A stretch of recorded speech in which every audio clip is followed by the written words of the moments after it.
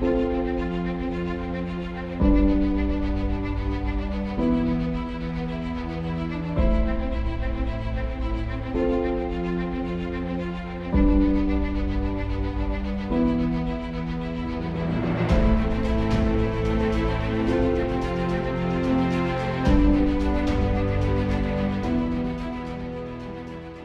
Bruno.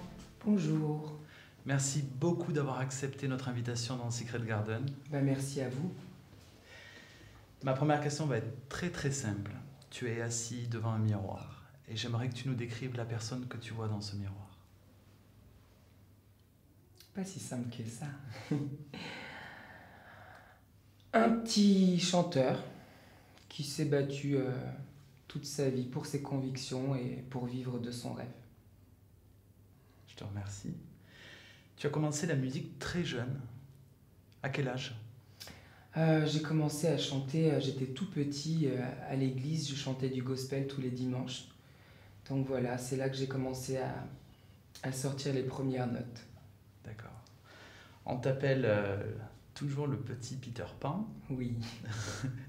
Mais alors, est-ce que depuis le temps, tu considères que tu as grandi ? Non, je reste fidèle à mes principes, à mes valeurs. Je pense que on grandit, enfin on vieillit, mais on grandit pas. Donc je garde mon âme d'enfant, je garde mon côté rêveur, mes principes, mes valeurs. Et tout ce qui fait que à l'intérieur de moi, j'ai pas plus de 10 ans. Le public t'a découvert, entre autres, grâce à la Nouvelle Star. Est-ce que tu peux nous parler un peu de cette expérience que tu as vécue ? Oui, la Nouvelle Star, c'était le début de ma carrière. Donc j'avais tendance, donc, quand j'étais petit, à chanter à l'église. Donc je faisais du gospel, mais j'avais jamais chanté avec un vrai micro. Donc l'année où je me suis inscrit, il y avait 40 000 personnes qui s'étaient inscrites en France, en Suisse et en Belgique. D'accord. Et je me suis dit, je ne vais pas me lever, ça ne sert à rien. C'était l'hiver, il faisait froid, il pleuvait. Et à la dernière minute, j'ai décidé d'y aller quand même. Et au final, j'ai fini 6e en 40 000 candidats en France, en Suisse et en Belgique. Ça reste ma première école puisque j'ai jamais eu de cours de chant. C'est une très belle expérience humaine, affective et professionnelle. Et ça reste l'une des plus belles choses que j'ai faites de ma vie. Depuis tout petit, je rêvais d'être chanteur. Je voulais prouver aux gens qu'on pouvait faire quelque chose de sa vie sans avoir forcément de très grandes études, en étant quelqu'un de vrai, avec des bonnes valeurs et en ayant une valeur ajoutée, tout simplement. Moi, je rêvais de chanter et j'avais envie de faire mes preuves par rapport à mon rêve. Le public continue à te suivre, le public de la Nouvelle Star, mais également un tout nouveau public, puisqu'on a eu la chance de te découvrir dans une émission, Encore une chance, mais également sur Les Anges. Exactement. Est-ce que tu pourrais nous parler un peu de ces nouvelles expériences ? Entre Nouvelle Star et Encore une chance, il s'est passé un certain nombre d'années où j'ai grandi sur scène. J'ai appris à chanter véritablement. Et ça a été l'une des plus belles expériences humaines que j'ai vécues. Je me suis posé beaucoup de questions parce que je me suis dit, bon, il va falloir revenir à la télé quelques années plus tard, montrer notre nouveau look, notre nouvelle tête. C'était pas facile pour moi de revenir, mais au final, ça m'a apporté énormément de choses puisque tout de suite après, j'ai fait donc Les Anges à Hawaï avec Nabila. Et là, pareil, une nouvelle expérience. Faut savoir que tous les télécrochets que j'ai faits ont toujours été basés sur la musique, avec un objectif professionnel qui était toujours lié à la musique. Voilà, donc après, quand j'ai fait Les Anges, j'ai eu la chance de sortir mon vidéoclip avec 10 beaux danseurs à Hawaï. Donc contrat signé avec le producteur de Katy Perry. Donc voilà, chaque expérience télévisuelle m'a apporté des choses complètement différentes. La raison pour laquelle ça fait presque 10 ans que je chante et que je fais de la télé en France, c'est parce que à chaque fois que j'ai fait une télé, c'était pas pour être vu, c'était pas pour avoir une notoriété, c'était pas parce que j'étais en manque de reconnaissance, c'était parce que j'avais des vrais projets, des vrais objectifs, que j'ai toujours été moi-même, que j'ai toujours été sincère et que du coup le public s'est quelque part identifié à moi malgré mon look assez particulier, faut le dire quand même. Voilà. Et quels souvenirs tu gardes de toutes ces expériences, en tout cas dans ces 3 émissions principales ? Je pars du principe que tout ce que j'ai fait partie de mon chemin de vie, m'a aidé à être quelqu'un de meilleur parce qu'on apprend de ses erreurs, ça m'a appris à voir quelque part, que j'étais quelqu'un de bien, de gentil. Parce que moi, j'avais beaucoup de doutes sur moi-même. Étant petit, j'avais pas beaucoup d'amis, puis j'étais pas forcément le garçon le plus coté de la classe. Et ça m'a aidé à gagner en confiance. En me regardant d'un point de vue extérieur, je me suis rendu compte que j'étais un petit bonhomme qui avait un rêve, qui s'est battu toute sa vie pour le réaliser et qui le fait encore, et qui n'était pas forcément ce que les gens disaient sur moi quand j'étais petit. Et qu'est-ce que tu penses de ces ex-candidats, ex-candidates de télé-réalité qui ont parfois tendance un peu à faire le buzz par leur caractère? Alors moi personnellement j'aime beaucoup Amélie, j'en garde un très bon souvenir, mais en toute sincérité, je trouve que c'est triste de ne rien avoir à faire de sa vie que de refaire 100 fois la même télé-réalité. Je trouve que c'est vraiment triste. Moi je pars du principe que, qui dit Amélie, en dit d'autres, moi je pars du principe que, voilà, par exemple j'ai fait Les Anges. On m'avait proposé de refaire Les Anges l'année d'après. Et personnellement j'ai dit, qu'est-ce que vous allez m'apporter de plus? L'année où je l'ai fait, j'ai eu mon clip, j'ai eu mon single. Ils n'allaient rien m'apporter de plus. Donc moi, je partais du principe que de refaire Les Anges, ça n'allait rien m'apporter. Moi, ça me fait de la peine, ces gens-là qui ont pas suffisamment de vie pour pouvoir se permettre de faire une émission une fois et de passer à autre chose. Voilà, moi j'ai fait 3 émissions, mais 3 émissions complètement différentes qui m'ont apporté des choses complètement différentes. Je trouve ça triste de devoir faire 1000 fois la même émission pour se sentir exister. Et oui, c'est triste d'inventer des buzz, de devoir faire tout et n'importe quoi pour avoir un article dans la presse. Je trouve ça triste. J'ai plus de la peine pour eux qu'autre chose. Personnellement, j'ai jamais eu besoin de médiatiser ma vie privée pour exister. C'est une grande chance. Voilà, j'ai pas besoin de m'inventer des histoires d'amour pour exister. La plupart des gens à qui on demande d'en faire des paquets ou de se mettre en couple, c'est des gens qui n'ont pas de vrai projet professionnel ou qui n'ont pas de valeur ajoutée dans le sens où c'est pas des chanteurs, c'est pas des danseurs, c'est pas des acteurs. Ils y vont parce que c'est des Barbie et des Ken, parce que c'est des stéréotypes. Et donc on leur demande de jouer des personnages, il faut bien qu'ils fassent quelque chose. Mais moi en l'occurrence, non. D'accord. Le drame de Nabila et Thomas, est-ce que pour toi, à ton avis, ce sont des effets de la télé-réalité? Une notoriété trop soudaine, quand on est peut-être trop fragile ou trop jeune, peut nous emmener à faire des bêtises que peut-être la plupart des gens ne feraient pas. Après, il faut aussi prendre le facteur amour. L'amour, c'est magnifique, mais ça peut être complètement destructeur. On peut mourir d'amour, donc on peut faire des folies par amour. Et je pense que sur un coup de jalousie, il y a énormément de critères qui rentrent en jeu. On peut faire beaucoup de bêtises par amour. Mais c'est sûr qu'un candidat télé-réalité généralement est plus fragile, psychologiquement parlant, émotionnellement parlant, que monsieur et madame tout le monde, même si on est monsieur et madame tout le monde. Mais c'est sûr que on est soumis à une fragilité que la plupart des gens n'ont pas parce qu'on donne notre image, on donne une partie de nous. Donc on est sujet à la critique, donc ça nous affecte, donc on est plus fragile, donc on fait plus de bêtises. Moi, tous les week-ends, je chante quelque part en France. Je fais de tout. Je fais tout sauf les enterrements parce que je suis très sensible. Et même si je ne connais pas la personne, je vais me mettre à pleurer. Mais oui, j'ai l'habitude de chanter dans des très grandes salles comme des plus petites. Voilà, moi, je pars du principe que voilà, à partir du moment où il y a une personne réceptive, déjà, on ne chante pas pour rien. Monsieur, c'est quoi tes influences musicales? J'ai des influences musicales très variées. Donc, j'ai ma culture française. J'adore Lara Fabian. Lara Fabian, c'est vraiment une source d'inspiration extraordinaire. Je l'aime plus que tout. J'adore Dalida, parce qu'on a énormément de points communs à tous les niveaux. J'aime beaucoup Edith Piaf. Et j'adore Johnny Hallyday. Donc ça, c'est vraiment mes références françaises. Et sinon, j'ai aussi une culture américaine, donc forcément, j'adore les grandes voix. Donc Mariah Carey, Christina Aguilera, Whitney Houston, Aretha Franklin, Elvis Presley. Des gens très humains avec une très grande voix. J'adore les grandes voix.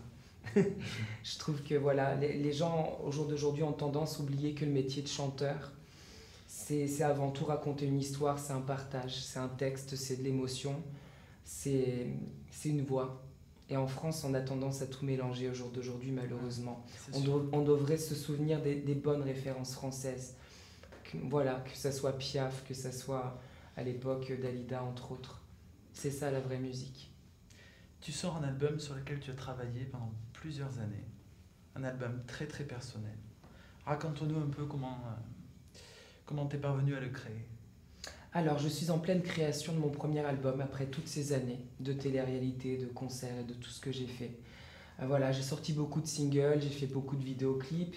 Il y a beaucoup de titres à moi qui sont en vente dans tous les sites de téléchargement légaux, mais j'avais jamais fait de premier album. Écoutez, j'ai attendu d'avoir 30 ans pour avoir suffisamment de vécu, d'expérience, de recul, pour savoir ce que je voulais faire vraiment, pour écrire moi-même mes propres chansons, pour savoir où je voulais aller. Et voilà, donc là, normalement, si tout va bien, je touche du bois, pour le mois de décembre 2015, je sortirai mon premier album où je suis auteur, compositeur, interprète.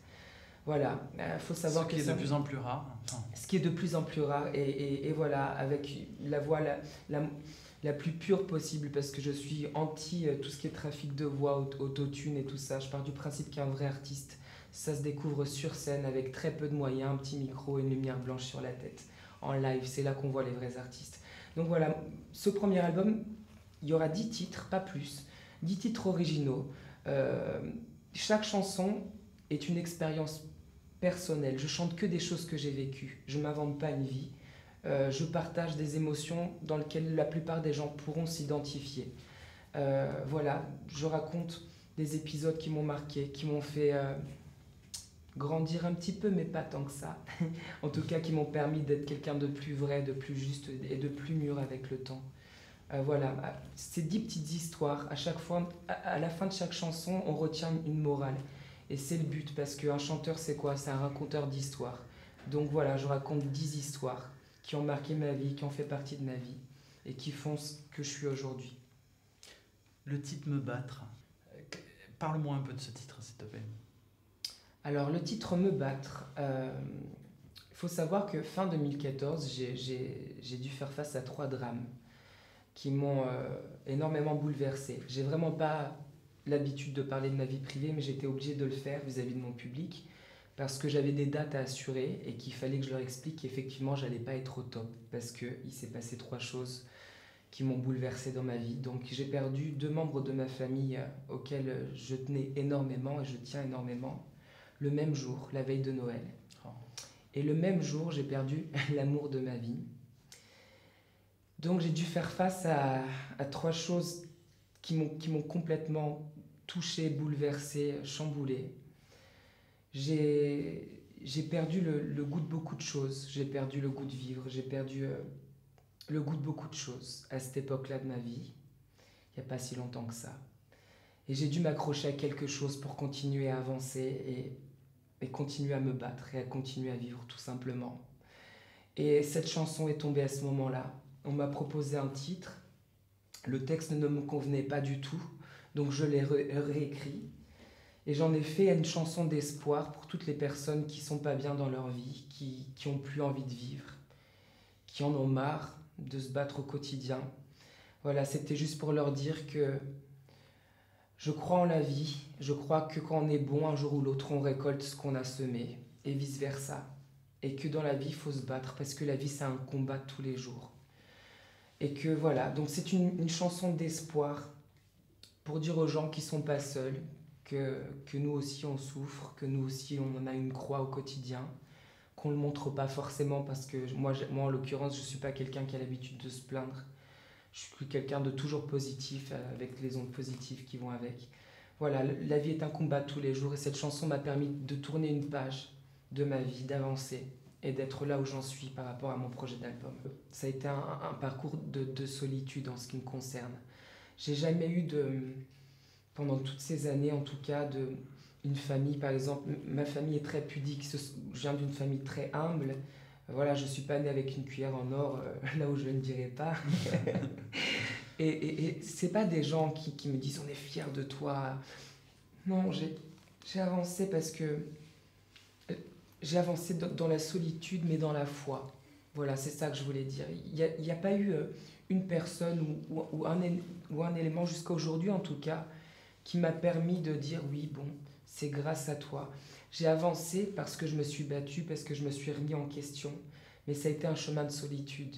Ça a été vraiment un chemin de solitude. J'ai jamais eu de grands piliers ou de grandes personnes qui m'ont dit bats-toi, accroche-toi. Je me suis accroché à mon public qui lui me motive quand ça va pas bien. Dans les réseaux sociaux, entre autres, ça fait toujours du bien de savoir qu'il y a des gens par derrière. Récemment, j'ai commencé à avoir un vrai entourage, à faire de vraies rencontres humaines et professionnelles. Depuis très peu de temps, je commence à voir des personnes sur qui je peux m'appuyer et me confier professionnellement parlant. Mais c'est vraiment tout récent. C'est vraiment tout récent. Au jour d'aujourd'hui, j'estime que je suis bien entouré, humainement parlant, personnellement parlant et professionnellement parlant. Mais c'est vraiment tout récent. C'est venu après le single Me Battre. Il y a devant toi un cadre photo. Je vais te demander de le prendre et de le retourner et de le regarder. Petit cadre. Oh mon Dieu. Tu étais plus jeune sur cette photo, je crois, non? Oui, j'étais très jeune. Ça fait partie de ces erreurs de jeunesse qui nous aident à être des gens meilleurs avec le temps. C'est la photo la plus ancienne que j'ai réussi à trouver de toi. Oui. J'aimerais que tu retournes en arrière et que tu t'adresses à lui. Alors, petit Bruno, si tu savais tout ce qui t'attend, mon Dieu, mon Dieu, mon Dieu, mon Dieu, quand j'ai fait cette photo, j'étais très mal dans ma peau, j'étais complètement perdu dans ma tête. J'étais très mal entouré, je ne croyais pas vraiment au lendemain, ni au futur, ni à l'avenir. Et si j'avais pu savoir tout ce que j'allais faire par la suite, ça m'aurait beaucoup aidé à cette période de ma vie, vraiment. Donc, beaucoup de nostalgie, mais une nostalgie positive, parce que quand je regarde cette photo, j'étais perdu et quand je vois tout ce que j'ai fait, je me dis, la vie est belle quelque part. Et j'ai peut-être eu besoin de passer par là pour être ce que je suis aujourd'hui. Merci beaucoup pour ta simplicité. Merci à vous. Et merci beaucoup, Bruno. Merci à vous. À bientôt. À bientôt.